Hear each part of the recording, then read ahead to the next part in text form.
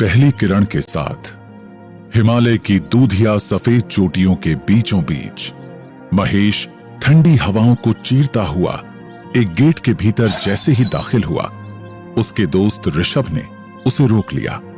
अरे महेश, तुम सुबह तड़के इतनी ठंड में आश्रम में क्या कर रहे हो? तुम्हें याद नहीं?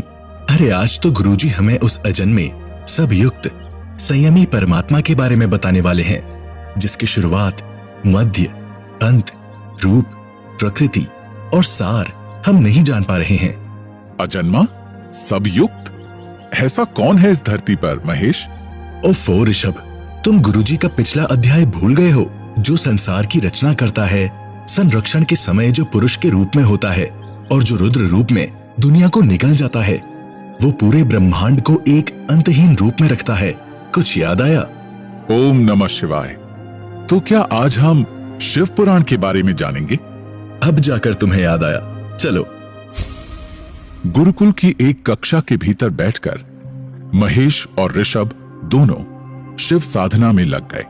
थोड़ी ही देर में वे स्वयं शिव को उनके शांत स्वभाव में, अपने मन में और आंखों के ठीक सामने देख सकते थे। महेश, ऋषभ, तुम अब आंखें खोल सकते हो। मुझे तुम्हें साधना में फोकस्ड देखकर बहुत खुशी हुई। शिव ही शांति और शक्ति दोनों के मार्ग हमें प्रदान करते हैं। वे ज्ञान के महासागर हैं और इस सृष्टि का संचालन भी वही करते हैं।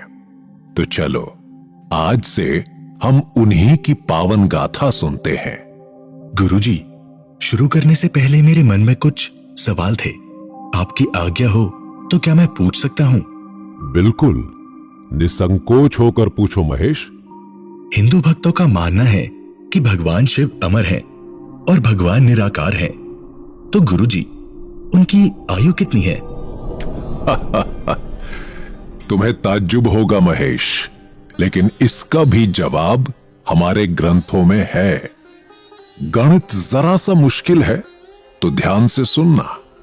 ब्रह्मा की आयु 7 करोड़ 20 लाख चतुर्युग या 1 चौखरी 4 युगों से बनी है।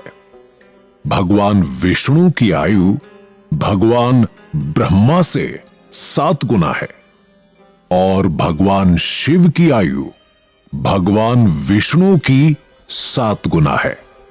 अरे बाप रे, ये गिनते गिनते तो खुद आर्यभट्ट भी चकरा जाएंगे।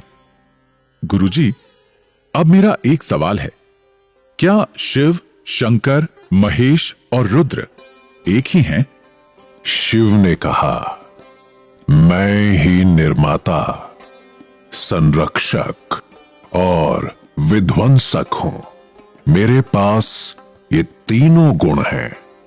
सृजन यानी क्रिएशन, संरक्षण यानी प्रोटेक्शन और प्रलय यानी डिस्ट्रक्शन के अनुसार शिव, ब्रह्मा, विष्णु और रुद्र का रूप धारण करते हैं और इन 3 गुणों में विभाजित हैं।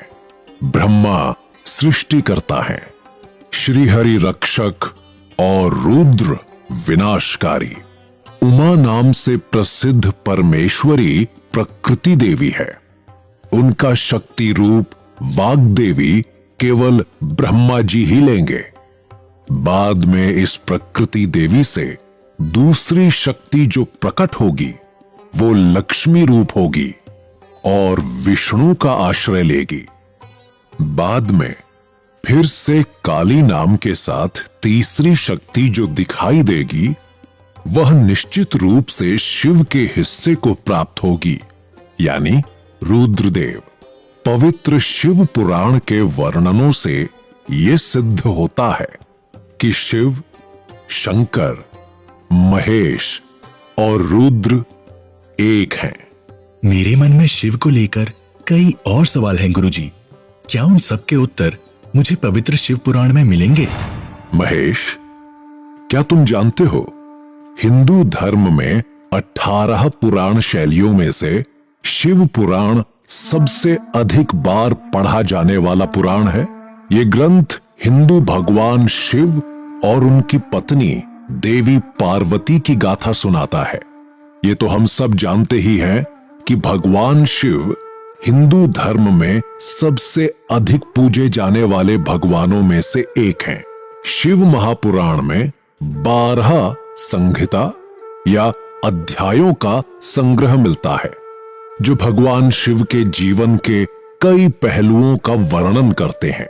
करोड़ों लोग इसे अपने जीवन का सार भी मानते हैं और इसमें अपने प्रश्नों के उत्तर ढूंढ लेते हैं। 12 संहिता? आखिर ये ग्रंथ लिखा किसने गुरुजी? वेद व्यास।